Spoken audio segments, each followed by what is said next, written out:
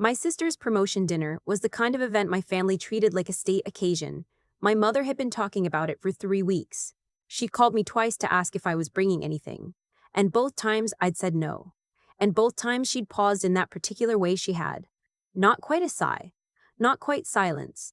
Just a held breath that communicated everything she wasn't saying out loud. I knew the pause. I'd grown up inside it. My sister had been promoted to regional director at her firm. 34 years old, managing a team of 22, overseeing operations across 4 provinces. My parents had booked a private dining room at a restaurant in downtown Vancouver that I knew cost more per head than my weekly grocery budget. They'd invited my sister's husband's family, a few of their own friends, my aunt and uncle from Kelonia, and my sister's colleagues from the office. They'd invited me too, eventually. My mother had mentioned it the same way she might mention that they were also going to need someone to help fold the napkins.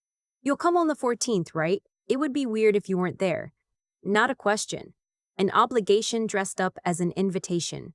I said I come. I am a nurse practitioner. I have been a nurse practitioner for 6 years, working in a community health clinic in East Vancouver that serves people who don't otherwise have reliable access to healthcare. Unhoused folks, newcomers, people managing addiction and chronic illness who've been turned away from other places. I make a decent salary. I went to school for 8 years to do this job. I am good at it. I know I'm good at it because my patients come back, because my colleagues trust my judgment, because last year I was asked to lead a pilot program the clinic was developing in partnership with the Provincial Health Authority. My family knows I am a nurse. Beyond that, I'm not sure what they think I do. My father, when the subject comes up, has a habit of saying I work at a clinic downtown, in the same tone you might use to describe someone who works the lunch shift at a sandwich place. Not unkind, exactly. Just a summary that leaves out everything that matters. My mother once introduced me to her friend from book club as our daughter who's in healthcare, which is technically accurate the way saying Niagara Falls is some water is technically accurate. My sister is the one they understand. Finance, numbers, titles, salaries, these are a language my family speaks fluently. When she got her first directorship, my father framed her LinkedIn announcement and put it in the hallway next to her university graduation photo. I don't say this to be petty, I genuinely was proud of her. I am proud of her. What she does is hard and she's exceptional at it. I'm saying it because the framing in the hallway matters to this story. The 14th was a Thursday. I finished a 12-hour shift at 2 in the afternoon, went home, showered, changed, and took the SkyTrain downtown. My mother had texted me the restaurant name with no other context. When I arrived, the hostess directed me to the private room in the back. My family was already there. Most of them, anyway. My sister and her husband were at the far end of the long table, surrounded by his parents and a handful of her colleagues. My aunt and uncle had the seats nearest the door. My parents were in the middle, where they could see and be seen by everyone. My mother looked up when I walked in. She smiled the way you smile when someone arrives who you expected to arrive and you're acknowledging the fact of their presence. There you are, she said, and then she turned back to her conversation. There was a place cart for me. I found it near the end of the table, a few seats down from my uncle, beside a colleague of my sister's, I'd never met, and an empty chair. The colleague smiled politely when I sat down. We made the kind of small talk you make when you've been seated next to a stranger at a dinner that isn't really about either of you. The speeches happened after the first course. My father stood up and spoke about my sister with the kind of warmth and specificity that meant he'd been paying close attention for 34 years. He knew the name of the project that had gotten her noticed by the senior partners. He knew the percentage growth she'd overseen. He talked about her as someone he'd always believed in, and I could hear in his voice that it was true, that the believing had been steady and uninterrupted for as long as she'd been alive. My mother spoke after him. She told a story about my sister at age 12, already organizing and delegating, already showing the qualities that had gotten her here. She cried a little at the end. It was genuine. I clapped with everyone else. Partway through the main course, my aunt leaned across the table and asked me how I was doing. We hadn't seen each other in about 8 months, not since Christmas, when I'd driven up to Kelowna for 3 days and spent most of them helping my mother prep food and listening to conversations that didn't quite include me. Good, I said. Busy. The clinic's been busy. Still at the same place? Same place, yeah? My uncle beside her nodded in a way that suggested he was listening without quite tracking. Good for you, he said. which is the thing people say when they don't know what else to say. My mother, from 3 seats down, caught the tail end of this and said, without quite looking at me, "She's been there for a while now." A pause. "It's steady work." Steady work. I picked up my fork and took a bite of the salmon and thought about the woman I'd seen that morning who'd come in with untreated cellulitis that had been spreading for 2 weeks because she hadn't known she could access care without a provincial health card. I thought about the referral I'd spent 45 minutes on the day before, navigating the system to get a man into a detox program that actually had space. Steady work. The dinner moved on. Dessert came. People got up to use the washroom and came back and settled into the softer, looser conversation that comes at the end of a meal when the formal part is done and the wine has been poured a second time. I was mostly quiet. This is something I've gotten better at over the years, being in a room with my family and not fighting for a foothold in conversations that weren't really built for me. I used to try harder. I used to bring things up, professional milestones, things I was proud of, and I learned gradually that they didn't land the way I hoped. Not because my family is cruel. They're not. They just don't have the framework. It's like trying to describe a color to someone who's never seen it. Eventually you stop trying, and you just sit with the color by yourself. The colleague I'd been seated next to, my sister's colleague, whose name was Fletcher, had gone to talk to someone on the other side of the table. The seat beside me was empty for a while, and then it wasn't. I don't know who he was at first. He sat down with a familiarity that suggested he either knew someone at the table well enough not to need an introduction, or he was the kind of person who'd never in his life felt like he didn't belong somewhere. He was in his late 50s, I'd guess. Silver-haired, with the kind of weathered ease you see sometimes in people who've spent a long time doing something they believe in. He introduced himself. His name was Walt. He was a friend of my sister's father-in-law. It turned out they'd been in the same professional association for years. We started talking the way you do at the end of a dinner like that. A bit about Vancouver traffic. A bit about where each of us had come from. "And what do you do?" he asked. I told him. "Nurse practitioner, community health, East Van." He set down his coffee cup. "Which clinic?" he said.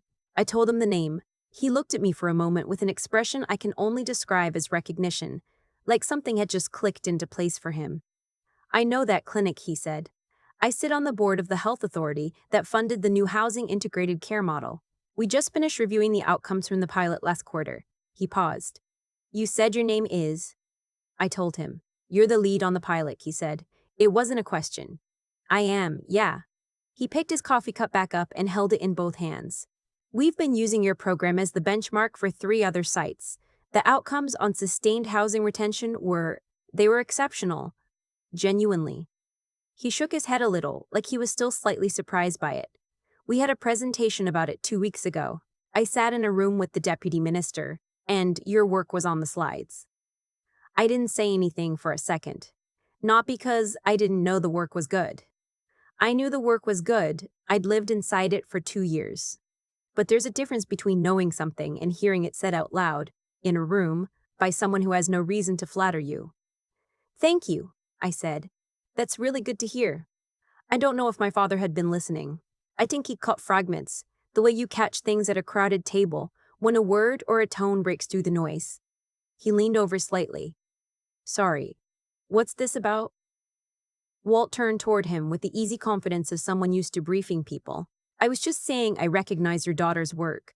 She leads the housing integrated care pilot at the clinic. We've been following it closely at the health authority level. It's being used as a provincial model now." My father looked at me, not the way he'd looked at me earlier in the evening, the peripheral, dutiful glance of someone acknowledging a presence. He actually looked at me, like he was seeing something he hadn't seen before, or maybe seeing something he'd always been looking at wrong. "I didn't know that," he said. "I didn't think it would come up," I said. And then, because it was true and because I was tired, "It doesn't usually." My mother had gone quiet. She was holding her wine glass, but not drinking from it. She had the look of someone recalibrating, adding up information they hadn't realized was missing. Walt, bless him, wasn't performing anything. He wasn't trying to make a point on my behalf or engineer a moment. He just knew what he knew, and had said it the way you say factual things, plainly, without preamble. He asked me a few more questions about the program, about the barriers we'd run into with the referral pathway, about what we do differently in the next phase. I answered them. We talked for maybe 15 minutes. By the time he got up to say goodbye to his friend across the room, the dinner had shifted. Not dramatically. Not in the way it shifts in movies, with someone crying or apologizing or everything suddenly resolving. It was quieter than that. The air in the room was slightly different. My aunt caught my eye from across the table. She had a look on her face that I hadn't seen from her before. A kind of careful reassessment, like she was thinking something through. She didn't say anything right away. Then, I didn't know you were doing that kind of work. I know, I said. My uncle said, that sounds like important stuff. It is, I said. It really is. My father came and sat beside me a little while later, when people were starting to drift toward the door and the evening was winding down. He didn't say a lot. He asked me a few questions about the pilot, what it actually involved, how long it had been running, how many people it was serving. I answered him. He listened in a way he hadn't listened to me in a long time, maybe ever, the kind of listening where someone is actually trying to understand and not just waiting for the right pause to move on. At one point he said, I wish I'd known more about what you were doing. I thought about saying, I tried to tell you. I thought about saying, you never asked in a way that meant you wanted a real answer. I thought about a lot of things. What I said was, there's time. I meant it. I wasn't being generous for his sake. I was being accurate about the situation. There is time, we are still here, the information exists and is now slightly more in the room than it was before. That's something. My sister hugged me on the way out. A real hug. Not the shoulder and arm kind. She'd been watching some of the conversation with Walt, I think, from the other end of the table. She didn't say much. She squeezed my arm and said, I'm proud of you, you know. I said, I know. I think I did know, actually. I think she always had been. That one had never really been the problem. I tipped the SkyTrain home. It was close to 11, a Thursday night. The train half empty with the kind of quiet you only get in a city late on a weeknight. A few people finishing late shifts. A few people coming home from things. Everyone keeping their own counsel. I got off at my stop and walked the 4 blocks to my apartment. I didn't cry on the way home.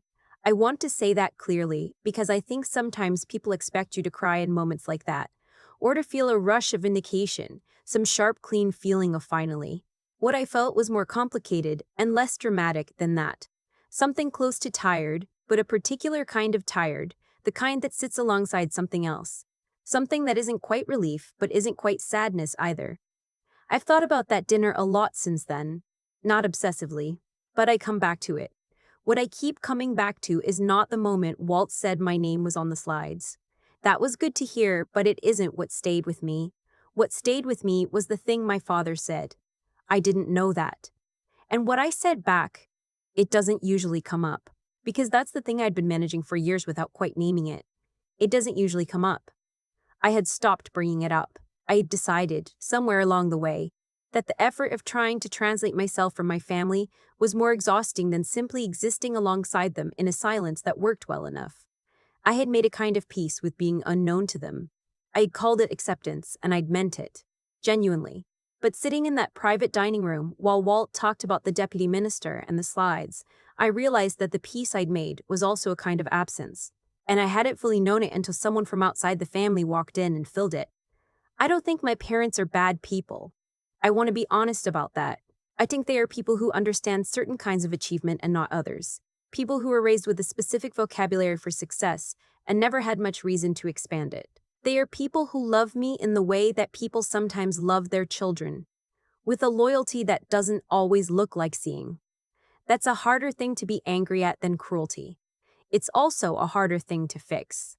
What I know is that I drove to that dinner as someone my family had filed away years ago, under a label that no longer fit, if it had ever really fit. And I drove home as something slightly different. Not vindicated exactly. Not transformed. Just a little more present in the story they were telling about themselves and where I fit in it. My pilot program is now being expanded to 2 more sites in the Lower Mainland. The health authority published a case summary in the spring. I sent my parents a copy. My mother texted back a heart emoji. My father called and asked me 2 questions about it that showed he'd actually read the first page. It's not everything, it's something. I started talking about my work again, in the small moments where it fits, not performing it, not proving anything, just saying it the way you say things that are true about you. Some of it lands differently now. Some of it still doesn't land. I'm trying to care less about which is which and more about the fact that I said it. The clinic is busy this month. There's a lot to do. I go in early most Tuesdays because we have a new intake process that I'm still working through the kinks on. And I stay late more Thursdays than I should, and I eat lunch at my desk more often than is probably good for me. None of that is new. It's just the work, and the work is what I came here to do. I think about the woman who came in with the cellulitis sometimes. She came back 2 weeks later for the follow-up, which a lot of people don't.